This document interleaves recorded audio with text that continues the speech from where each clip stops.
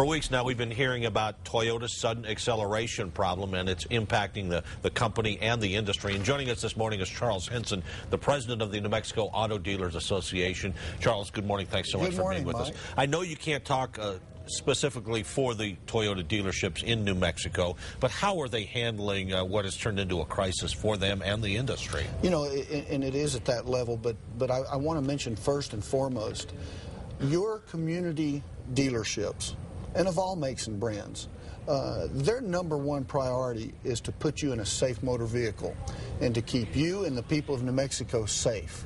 That is top priority, and they're going to be doing everything they can to assure the safety of the people that are in their community and vice versa. These are your neighbors. These aren't people from some large corporate office. These are the people that live and work in New Mexico, and they want the people of New Mexico safe.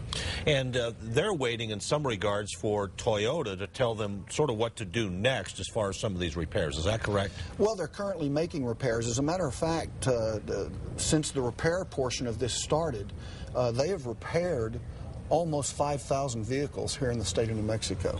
And if more instructions come down, then they're going to address those and progress along that repair situation as quickly as possible. And some of it has to deal with the aftermath of it, has to deal with correcting the image or changing the image locally. And I know that some of the dealers have taken this head on, saying, hey, you know, we realize what's gone on nationally, but we're here for you. And they're acknowledging the situation.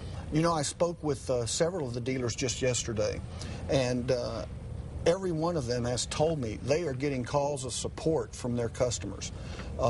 And they are scheduling out people to come in to have their cars looked at and to do what is necessary to make those repairs. But that local dealer, again, is a part of the community. Every dealer in New Mexico is a part of that community.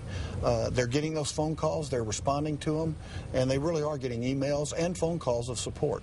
I know a number of dealers nationwide have gone to Washington, D.C. this week to complain a little bit about the media coverage and some of the perceptions that are out there. I'm sensing a frustration by some of the dealers. Well, there is a frustration by the dealers. You know, they are dealing with perhaps a perception, maybe a misperception, that the federal government is trying to make ground for General Motors and Chrysler because of the situation, the detrimental situation for Toyota.